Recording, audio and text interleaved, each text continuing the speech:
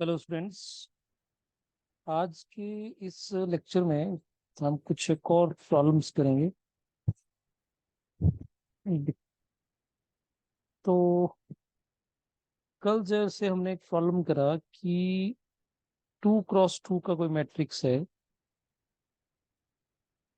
Like this. तो इसके basis के एलिमेंट कितने आए हमारे पास? 4 आए।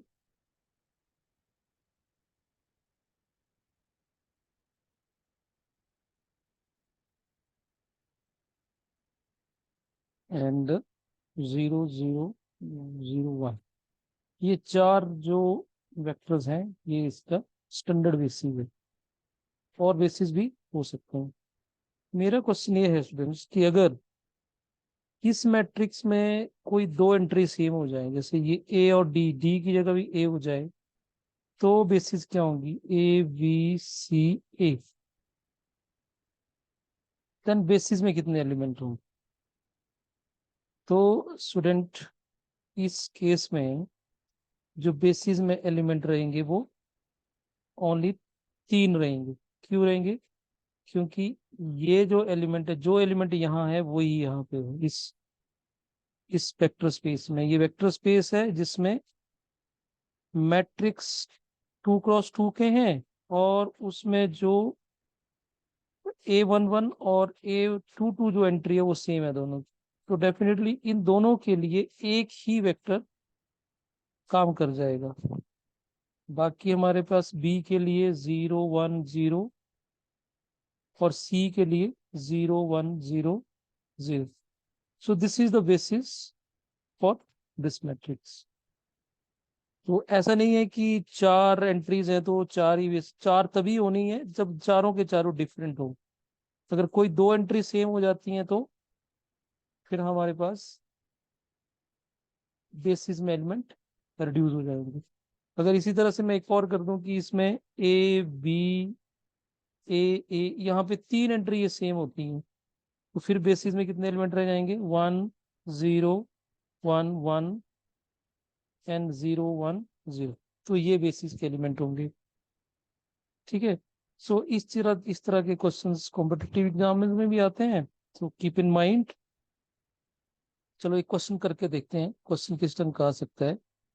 जैसे हमारे पास प्रॉब्लम है कि let V V a vector space of all 2x2 symmetric symmetric matrices over R. Find a basis and the dimension of OV। तो आप देखेंगे इसमें भी आपके पास 2x2 मैट्रिक्स है बट सिमेट्रिक है। और सिमेट्री में आपको पता है कि जब भी हम ट्रांसपोज लें तो एलिमेंट मैट्रिक्स सेम रहना चाहिए। तो इसका मतलब हमारे पास वी में कैसे एलिमेंट होंगे? वी में मैट्रिक्स होंगे 2x2 के मैट्रिक्स होंगे, और उसमें एलिमेंट कैसे होंगे? A b b c. क्योंकि सिमेट्रिक मैट्रिक्स में आपके पास A12 और A21 जो है वो सेम रहना है, तो ये एंट्री दोनों सेम हो जाएंगी। और फिर ए बी और सी जो है दैट बिलोंग्स टू आर। ठीक है। तो ये हमारे पास इस तरह का ये वेक्टर स्पेस गिवन है। अब हमें बेसिस ढूंढना है, तो कंसीडर जो स्टैंडर्ड बेसिस से हेल्प लेंगे हम। b इज इक्वल टू, अब इस एंट्री के लिए हमें 1 0 0 0 ये बन गया। अब ये दोनों सेम है तो ये ऑब्वियस है 0 1 1 0। जैसे मैंने आपको ऊपर बताया वैसे ही आपने इसको अंडरस्टैंड कर सकते हैं, 0 0 और यहाँ 1। तो ये 3 एलिमेंट आए, ठीक है। ये मैंने ले लिया, तो अब मैं इसको आपको प्रूव करके बता दूंगा कि ये जो है वो बेसिक है। तो बेसिक प्रूव करने के लिए दो चीजें जरूरी होती हैं कि नंबर वन, कि लीनियर इंडिपेंडेंट होना चाहिए, और दूसरा क्या होना चाहिए, लीनियर स्पैन ऑफ बी जो है वो वेक्टर स्पेस के बराबर आना चाहिए, ठीक। तो टू प्रूफ हमें सबसे पहले करना है V is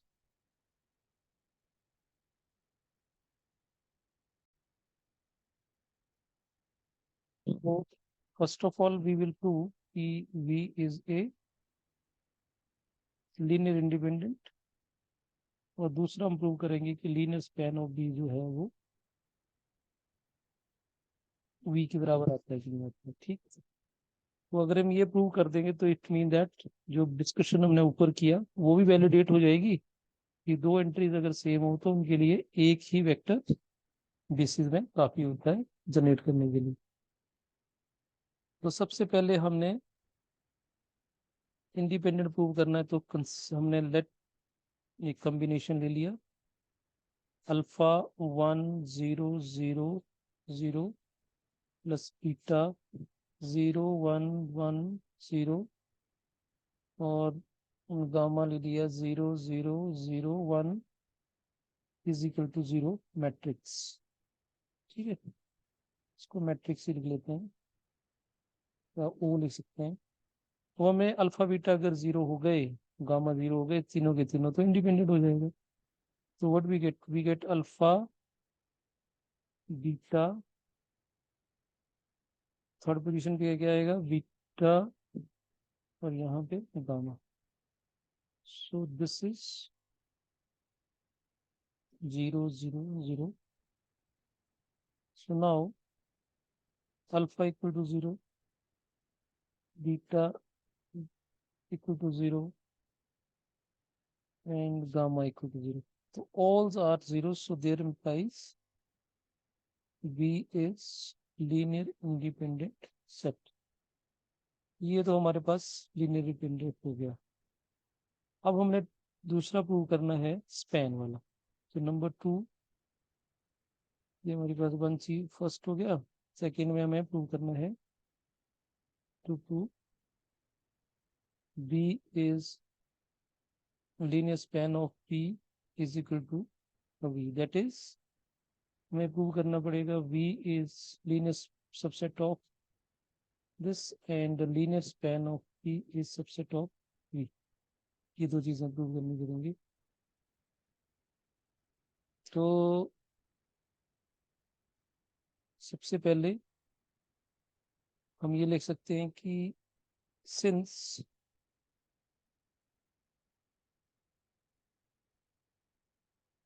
V is subset of vector space, और अगर ये इसका सबसेट है तो लीनियर स्पैन ऑफ V जो होगा वो भी E का सबसेट होगा। ये चीज तो भाई प्रूव होगी। अभी इसको प्रूव करने के लिए हमने एक मैट्रिक्स ले लिया V से, और इस मैट्रिक्स को अगर हम लीनियर स्पैन ऑफ बी में शो कर देंगे, V linear span of B का सबसेट हो जाएगा। So let A is equal to, एक V में कैसे वेक्टर है, सिमेट्रिक है। तो यहाँ पे हमने ए बी, यहाँ बी आएगा, यहाँ सी आएगा, और A B C belongs to R. अब अगर हम इसको ए इंटू 1 0 0 0 लिख दें, इसको बी इंटू 0 1 1 0 लिख दूं, और सी 0 0 0 1 ऐसे लिख दूं, तो इससे क्या हो गया कि ये ए मैट्रिक्स है that can be written as a linear combination of vectors of P. So this is nothing but it is linear combination of vectors of set B. इसका मतलब ये हुआ कि A is belongs to linear span of B. और A कहाँ से लिया था हमने? कैपिटल वी में से लिया था। सो यहाँ से ये प्रूव हो गया V is subset of linear span of B. तो we can say we have V is subset of linear span of V, and linear span of V is capital V, subset of capital V. So V is equal to linear span of। यहाँ से ये क्या prove होगा? ये जो set है वो इसके लिए बेसिस का काम करेगा। और अगर हम डायमेंशन की बात करें तो बेसिस में कितने एलिमेंट हैं? 3 एलिमेंट हैं। Also dimension of V is equal to 3। तो ये एक बड़ा इंटरेस्टिंग सा टॉपिक हो गया। उसी तरह से हम अगर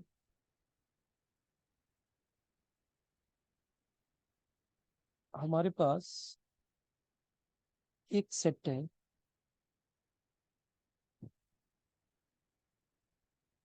जो एक वेक्टर स्पेस को जनरेट करता है। क्वेश्चन इस तरह से है, we have to show that there exist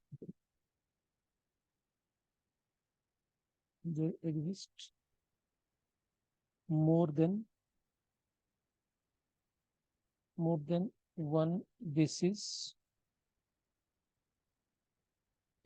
for the vector space V3 of R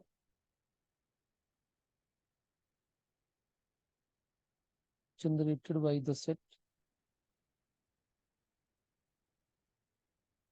V is equal to U small v W, and they are 1 2 1 3 1 5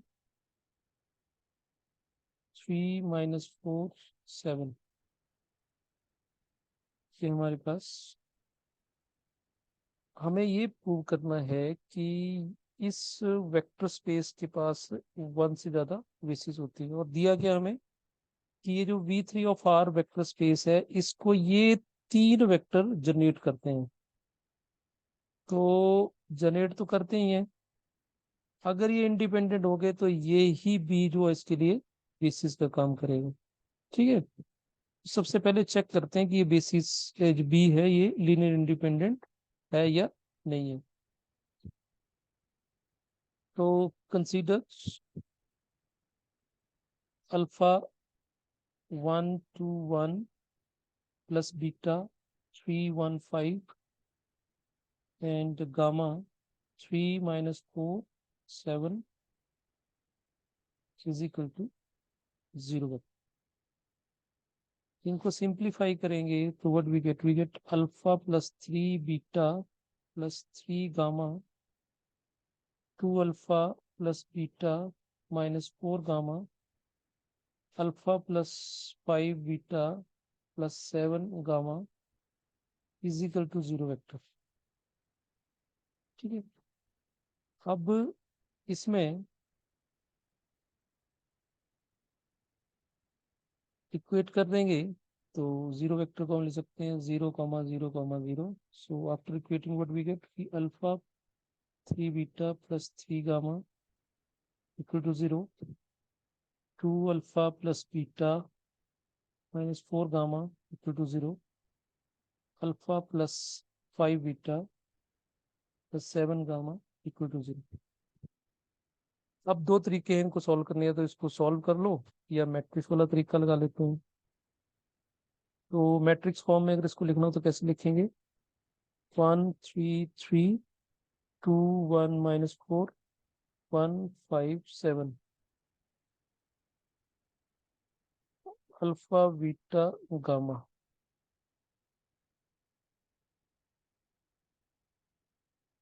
is equal to 0 0 0। तो अब alpha beta gamma non trivial आएंगे, मतलब alpha beta gamma अगर non zero आ जाएंगे तो dependent हो जाएगा, और सारे जीरो आएंगे तो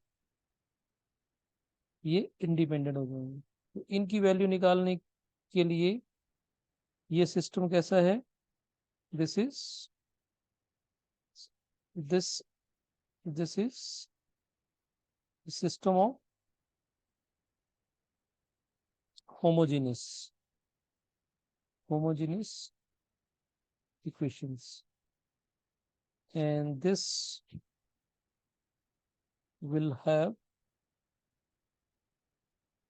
non-trivial solution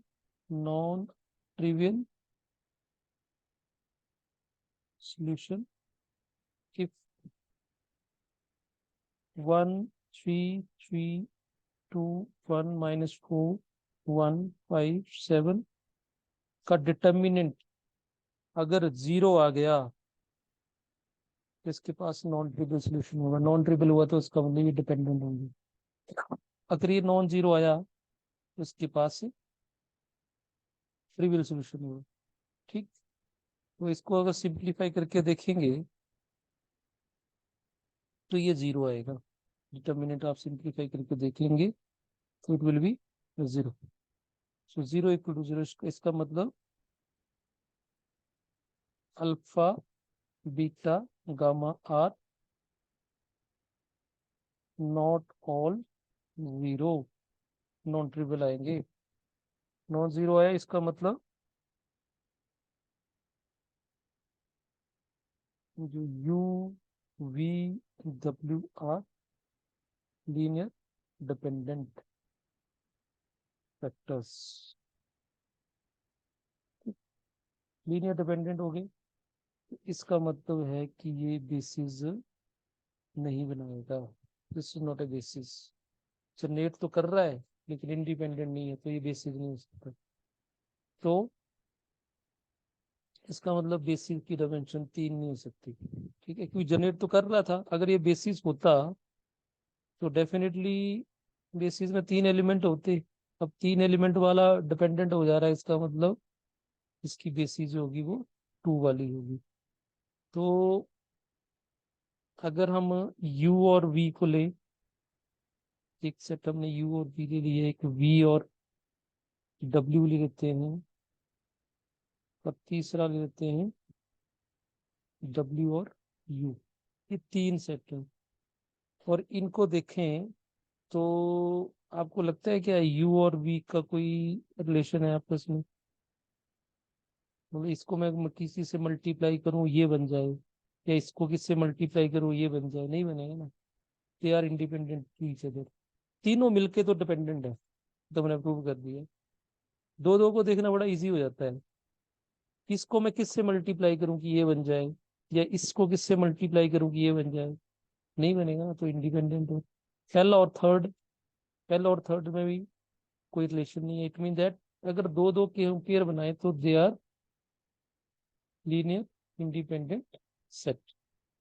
ठीक, कारण कारण आपको बता दिया मैंने कि u is not equal to lambda times of v, या v is not equal to lambda 2 times of w, या w is not equal to lambda 3 times of u। मतलब एक दूसरे के कॉम्बिनेशन में नहीं लिखे जा रहे हैं, तो डेफिनेटली दे आर इंडिपेंडेंट। तो इंडिपेंडेंट हो गया। अब हमें ये करना पड़ेगा कि ये इंडिपेंडेंट है तो ये बेसिस बनाएंगे कि नहीं बनाएंगे। तो इंडिपेंडेंट तो है ही है, हमें जस्ट ये प्रूव करना पड़ेगा कि ये V3 को स्पैन करते हैं कि नहीं करते हैं। ठीक है, तो हमें ये प्रूव करना पड़ेगा लीनियर स्पैन ऑफ, इन तीनों में से कोई एक ले लेते हैं। ठीक है, तो मैं ये वाला ले लेता हूँ। मैं ये प्रूव करूंगा कि linear span of u comma w is equal to V3 of r। अगर ये प्रूव कर दिया, टू प्रूव ये प्रूव करना है, अगर ये प्रूव हो गया इट मीन दैट कि ये जो इंडिपेंडेंट तो पहले ये सेट, ये वाला ये भी इंडिपेंडेंट है। ये मैं एक तीनों में से कोई एक लिया, ये ले लिया मैंने।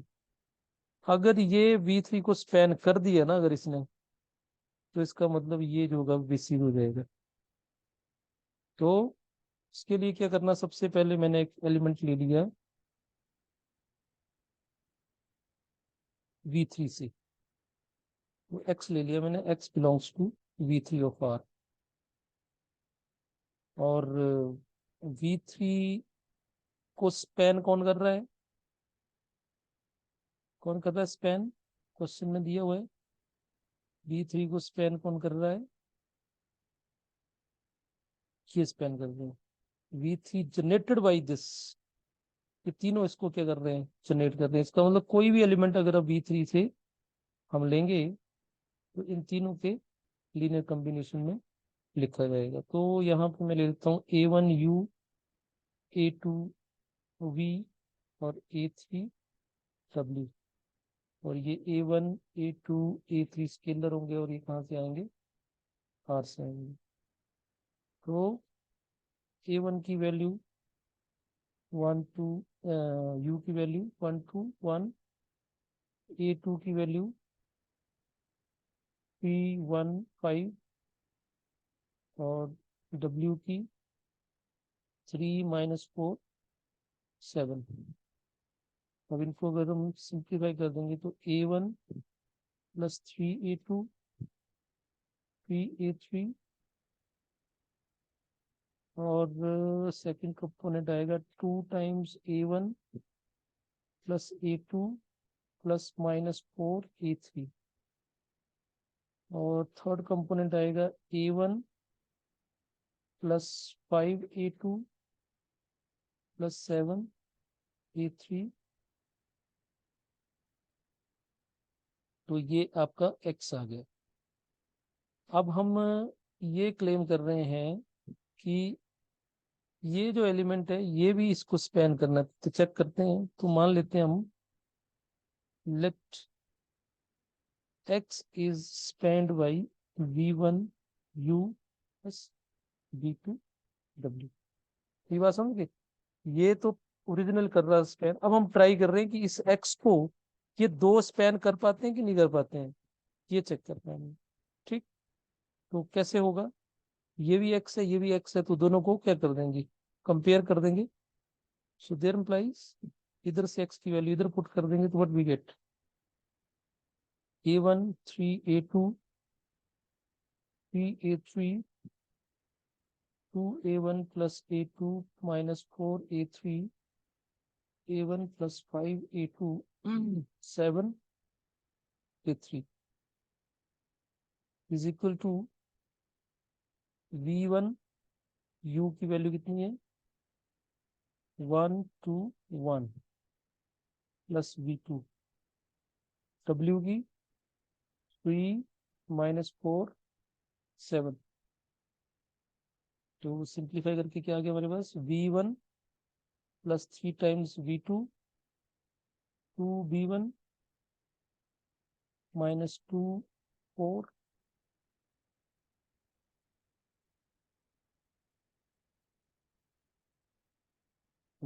2B1 और यहाँ से -4B2 B1 प्लस 7B2। ठीक है, on comparing what we get A1 plus 3A2 plus 3A3 is equal to B1 3B2 और 2A1 plus A2 minus 4A3 is equal to 2B1 minus 4B2। और third component को compare करेंगे तो A1 5A2 7A3 is equal to B1 plus 7B2। Sorry, तो अब इनको simplify करना है। तो on solving what is B1, तो ऑन सॉल्विंग v1 की जो वैल्यू आएगी that will be a1 plus 3/2 a2 और b2 की वैल्यू आएगी 1/2 a2 प्लस a3। ये दो वैल्यूज हमारे पास b1 b2 की आ गई। तो अब हम x की b1 b2 की वैल्यू यहाँ पुट कर देंगे। So therefore x is equal to a1 plus 3/2 a2 u plus 1/2 a2 plus a3 w for a1 a2 a3 belongs to r। तो क्या देखा हमने ये देखा कि जो हमने ये एलिमेंट x v3 से लिया था उसको कौन जनरेट कर दे रहा है, u और w ही। इसका मतलब u और w ही काम कर दे रहे हैं, v की जरूरत ही नहीं पड़ रही है। तो इट मीन्स दैट इससे क्या निकला चीज, each vector x belongs to v3 of r can be expressed as a linear combination of u, w। so इसका मतलब ये हुआ u, w generates v3 of r, या you can say linear span of u w is equal to v3 of r। और independent तो पहले ही थे ये u और v। So therefore u, w is a basis for v3 of r। तो similarly बाकी दो बाकी जो दो सेट बचे, हमने इसको किया, ये वाला और ये वाला, इनको भी हम क्या प्रूव कर सकते हैं कि ये इसके बेसिस है। सेम लाइन पे हम करना, तो similarly u, v and v, w are also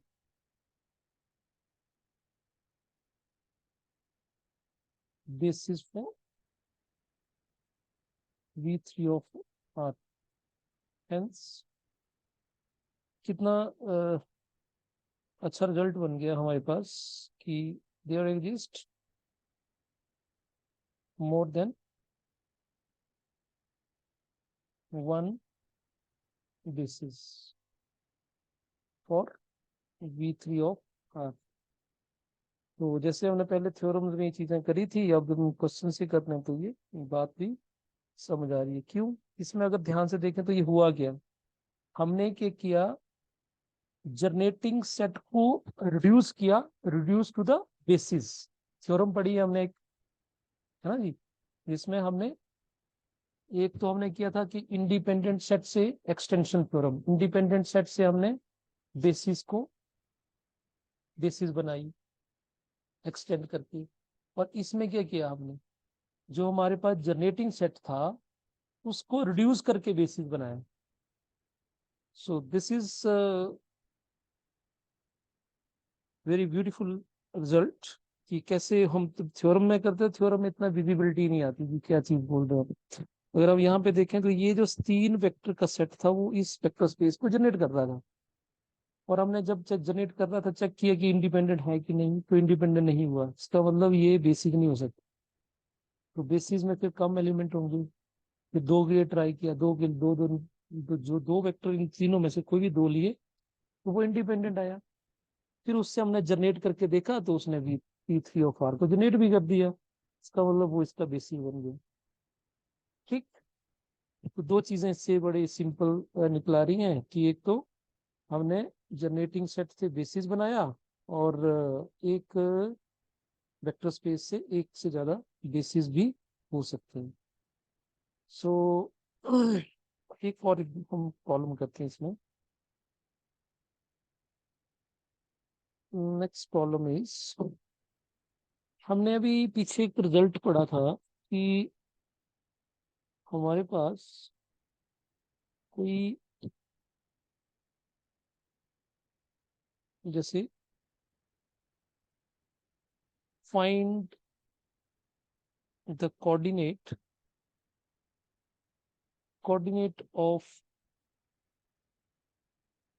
coordinate of vector u 264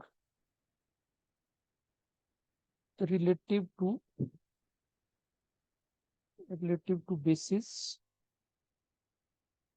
u1, या इसको v1 बोलते हैं, v1 is equal to 1 2 and v2 2 2 1 and v3 1 2 2।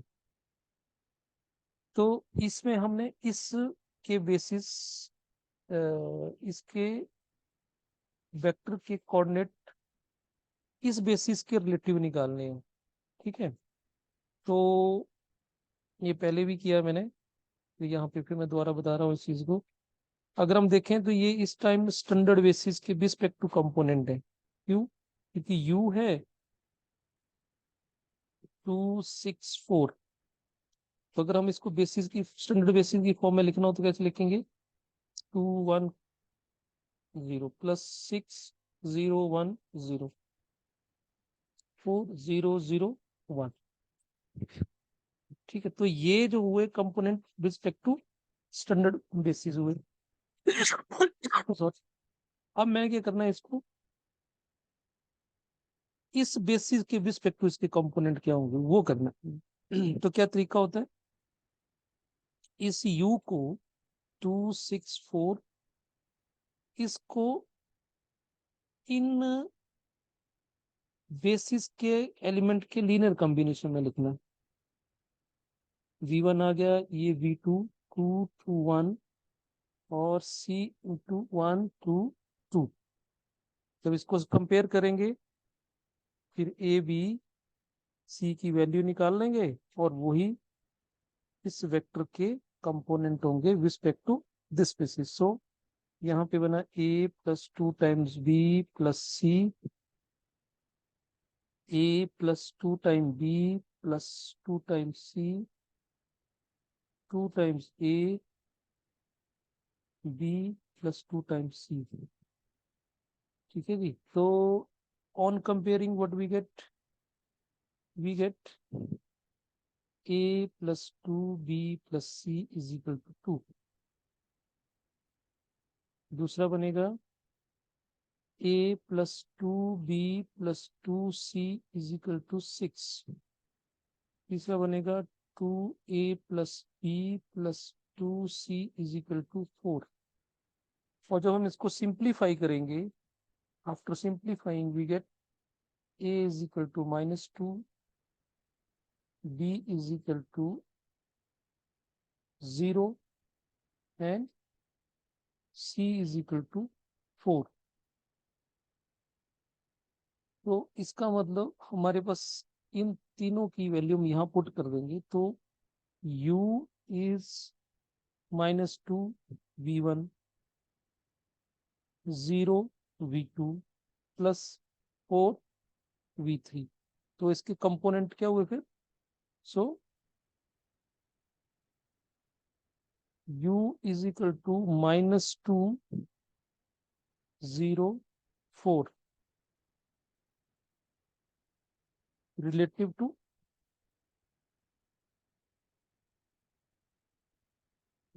The basis v1 v2 and v3। ये बना। ठीक, अब मैं इसका मेरा इंटरेस्ट क्या था कि आपको मैं रिवर्स क्वेश्चन बताऊं इसमें, कि अगर आपको किसी बेसिस के रिस्पेक्ट टू कंपोनेंट दिया है और आपको रिलेटिव टू स्टैंडर्ड बेसिस कैसे फाइंड आउट करना है, तो उसके लिए कैसी प्रॉब्लम होगी कि इफ v1 2 -1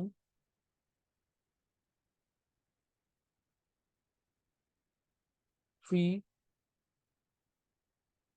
v2 हमारे पास है 1 2 -1 एंड v3 है हमारे पास 1 -1 -1 is a basis of r cube and u -135 is a vector in r cube relative to this basis. अब हमें फाइंड क्या करना है, find relative to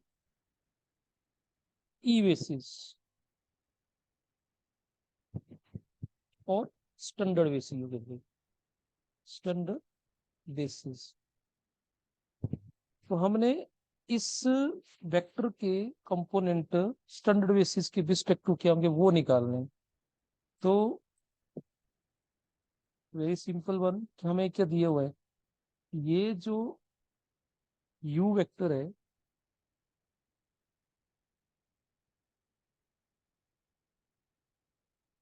late u जो है, इसको लेट की बजाय here वो लिखते हैं क्योंकि गिवन ही है। here u is equal to -1 p5 r cube को बिलोंग कर रहा है और ये किसके रिलेटिव है, रिलेटिव टू v1 v2 और v3, इसके रिस्पेक्टिव है ये। तो इसका मतलब u जो होगा वो कैसे लिखा जाएगा, -1 v1 3 v2 5 v3। ये देखो अभी मैंने ऊपर किया ना, ये देखिए u कैसे निकला था इस क्वेश्चन, ये u के component relative to this vector. तो इसका रिवर्स देखो आप, -2 किसके साथ लगेगा, v1 के साथ, 0 और 2 के साथ, v2 के साथ, 4 v3 के साथ। उसी तरह से इसका कंपोनेंट तो लाइक दिस। अब यहाँ पे हम v1 की वैल्यू पुट कर देंगे, तो v1 की वैल्यू क्या है हमारे पास, 2 -1 3 1 2 -1 1 -1 -1। तो सिंप्लीफाई करके क्या बनेगा, -2 + 3 + 5 1 6 and -5 -3 -3 plus -5। तो 6 2 एंड -11।